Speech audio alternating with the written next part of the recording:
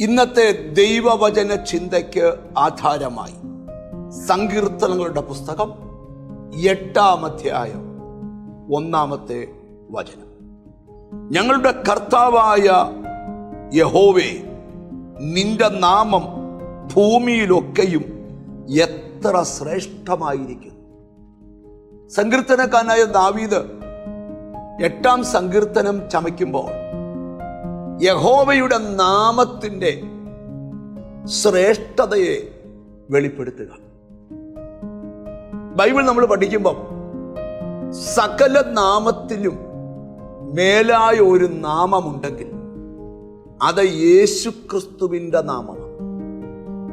ഫിലിപ്പിയ ലേഖനം നമ്മൾ പഠിക്കുമ്പോൾ അവൻ ദൈവരൂപത്തിലിരിക്കെ ദൈവത്തോടുള്ള സമത്വം മുറുകെ പിടിച്ചു കൊള്ളണമെന്ന് വിചാരിക്കാതെ ദാസരൂപമെടുത്ത് വേഷത്തിൽ മനുഷ്യനായി ക്രൂശോളം അനുസരണമുള്ളവനായി. അതുകൊണ്ട് ദൈവം അവനെ ഉയർത്തി സകല നാമത്തിലും മേലായ നാമം അവന് നൽകി. അവന്റെ നാമത്തിന്റെ മുമ്പിൽ സ്വർലോകരുടെയും ഭൂലോകരുടെയും അധോലോകരുടെയും എല്ലാ മുഴങ്കാലും മടങ്ങും. എല്ലാ നാവും യേശു തന്നെ കർത്താവെന്ന് ഏറ്റുപറയേണ്ടി വരും.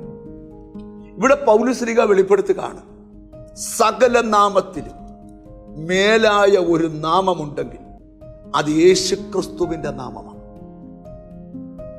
കർത്താവായ യേശുക്രിസ്തു ശിഷ്യന്മാരെ ശുശ്രൂഷയ്ക്ക് അയച്ചിട്ട് അവർ മടങ്ങി വരുമ്പോൾ അവരോട് പറയുക, കർത്താവേ, നീ ഞങ്ങളെ അയച്ചു, ഞങ്ങൾ പോയി.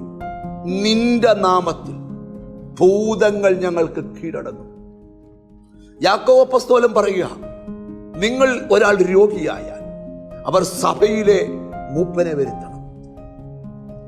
അവർക്ക് രോഗശാന്തി ഉണ്ടാകുന്നതിന് എണ്ണയെടുത്ത് യേശുക്രിസ്തുവിന്റെ നാമത്തിൽ എണ്ണ പൂശി പ്രാർത്ഥിക്കും.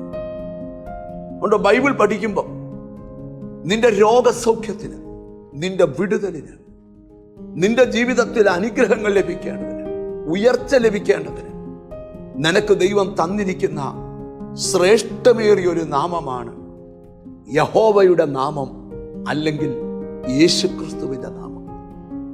സങ്കീർത്തനക്കാരനായ ദാവീദ് പറയാ, യഹോവേ, നിന്റെ നാമം ഭൂമിയിലൊക്കെയും എത്ര ശ്രേഷ്ഠമായിരിക്കും. അത് തൻ്റെ ജീവിത അനുഭവത്തെ നോക്കിക്കൊണ്ടാ പറയുന്നു.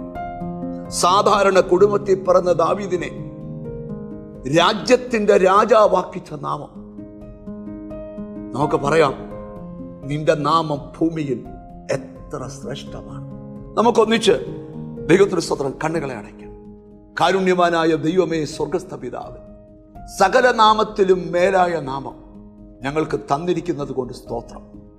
ആ നാമം ചൊല്ലി എന്നോട് ചേർന്ന് പ്രാർത്ഥിക്കുന്ന മക്കളെ നിന്റെ നാമം ചൊല്ലി പിതാവിൻ്റെയും പുത്രന്റെയും പരിശുദ്ധാത്മാവിന്റെ നാമത്തിൽ അനുഗ്രഹിച്ച് പ്രാർത്ഥിക്കുന്നു.